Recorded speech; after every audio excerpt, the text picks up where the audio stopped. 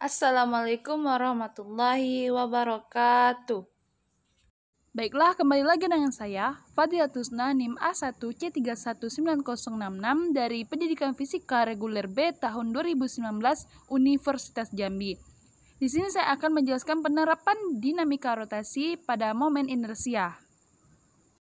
Coba kalian perhatikan gambar tersebut. Benda-benda yang akan diluncurkan itu punya bentuk yang berbeda-beda, mulai dari kotak, pola pejal atau padat, silinder pejal, maupun cincin. Menurut kamu, jika semuanya dilepaskan secara bersamaan dari atas, benda mana yang pertama kali sampai ke bawah? Well, untuk mencari tahu jawabannya, kita perlu memahami konsep momen inersia, di mana momen inersia merupakan suatu ukuran kelembaban atau suatu benda untuk berputar pada porosnya. Masih ingat dengan konsep kelembaban? Newton pernah menjelaskan ini dalam hukum Newton 1. Dia berkata bahwa benda yang diam akan tetap diam, dan yang bergerak akan tetap bergerak. Kecenderungan benda untuk mempertahankan diri ini disebut dengan inersia. Lalu, apa kaitannya inersia dengan momen inersia? Kalau inersia adalah kelembaban untuk gerak translasi atau pergerakan yang sifatnya lurus atau linier. Sedangkan momen inersia merupakan kelembaban untuk gerak rotasi atau pergerakan yang sifatnya muter dari poros. Jadi, secara ringkas, inersia adalah gerak translasi, sedangkan momen inersia adalah gerak rotasi.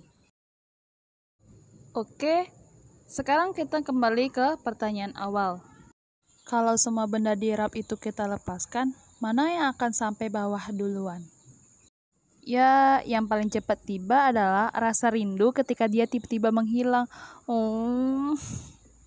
Anyway, pertama-tama kita perlu tahu konsep momen inersia terhadap benda-benda begini. Secara fisika, benda-benda kayak gini dianggap terdiri dari partikel-partikel super kecil yang membentuknya. Berapa banyak partikelnya? Oh jelas, beribu juta tentunya dong. Lebay. Setiap partikel di benda ini punya momen inersianya masing-masing. Perhitungannya adalah dengan mengalihkan massa partikel dengan kuadrat jari-jari partikel terhadap poros benda. Secara sistematis dapat ditulis seperti ini. Alhasil momen inersia si benda adalah penjumlahan seluruh momen inersia dari partikel benda tersebut. Berhubung tiap benda punya bentuk yang berbeda, maka muncullah konstanta bentuk untuk setiap benda. Sederhananya, dilihat dari infografik berikut. Rumus momen inersia berdasarkan bentuk benda. Rumusnya, I sama dengan kmr pangkat 2. Keterangannya, I sama dengan momen inersia kilogram meter kuadrat, K sama dengan konstanta bentuk, M sama dengan massa kilogram, dan R sama dengan jari-jari M. Dan bola pejal, I sama dengan 2/5 mr pangkat 2. Bola berongga, I sama dengan 2/3 mr pangkat kuadrat. Silinder berongga atau cincin, I sama dengan mr kuadrat. Silinder pejal, I sama dengan 1/2 mr kuadrat. Dari sini kita jadi tahu bahwa massa dan jarak berpengaruh terhadap momen inersia. Semakin jauh jarak massa benda terhadap poros, maka besar momen inersianya. Seperti familiar ya kalimatnya. Semakin jauh jaraknya, semakin besar pula kangennya. Betul nggak, saudara? Maksudnya momen inersia itu adalah kita. Kedua, tanamkan dalam kepala bahwa benda yang duluan sampai ke bawah berarti punya kecepatan paling besar. Itu artinya kita perlu mengecek kondisi energi dari setiap benda. Secara matematis kita tahu bahwa seluruh energi kinetik dari benda yang bergerak lurus, atau dalam kasus ini si kubus, merupakan energi kinetik translasi. Maka arti dari segala arti kita bisa menulis dengan energi kinetik kotak sama dengan 1/2 mv kuadrat. Di sisi lain, benda selain kubus setelah kita lepaskan akan turun dengan menggelinding. Artinya, Sebagian energi kinetiknya akan digunakan untuk gerak rotasi.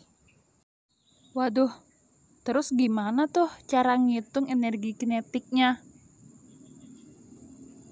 Gampang, coba lihat perbandingan gerak translasi dan rotasi di gambar berikut ini. Dilihat dari gambar, gerak translasi versus gerak rotasi. Pengaruh massa terhadap gerak translasi, sedangkan pengaruh momen inersia terhadap gerak rotasi. Yang kedua, benda translasi punya kecepatan linier, sedangkan gerak rotasi punya kecepatan sudut. Jadi, kita tinggal ganti aja massa dengan momen inersia dan kecepatan linier dengan kecepatan sudut. Sehingga energi kinetiknya menjadi energi kinetik rotasi sama dengan 1/2 I mu kuadrat. Nah, semua perhitungan matematis sudah kita kumpulin. Sekarang, kita bisa langsung ngebedah dengan gampang permasalahan benda mana yang turun paling cepat ini. First thing first, cari tahu semua jenis energi yang ada di benda ini. Kalau bahasa fisikanya mah, kita tinjau. Semua benda saat masih di atas rep atau belum dilepas masih diam. Bendanya juga punya ketinggian kan? Itu artinya energinya masuk ke dalam energi potensial. Perhitungannya berarti massa benda dikali gravitasi dikali tinggi rep. Secara matematis juga bisa ditulis seperti ini. Energi potensial sama dengan M dikali G dikali H. Sekarang semua benda kita lepaskan. Sebuah benda kecuali kotak tentu lama-kelamaan akan berotasi. Itu artinya benda-benda ini mengalami dua jenis gerak.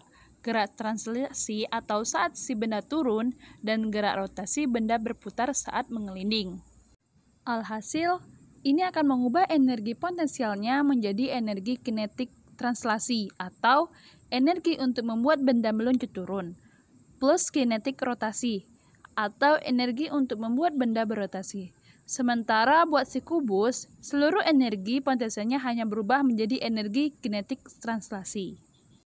Jadi, yang sampai duluan ke bawah adalah kotak.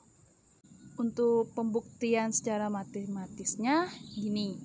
Kita tinggal cek benda yang paling kecil mengubah energi potensialnya menjadi energi kinetik rotasi. Jadi kesimpulan dari dinamika rotasi momen inersia ini yaitu yang pertama kali turun, yang pertama kotak dengan momen inersia sama dengan 0, yang kedua bola pejal, momen inersia sama dengan 2/5 mr kuadrat, yang ketiga silinder pejal, momen inersia sama dengan 1/2 mr kuadrat, yang keempat bola berongga, momen inersia sama dengan 2/3 mr kuadrat, dan yang terakhir cincin, momen inersia sama dengan 1 mr kuadrat. Sekian dari saya dari percobaan penerapan dalam kehidupan sehari-hari. Semoga bermanfaat. Saya akhiri. Wassalamualaikum warahmatullahi wabarakatuh.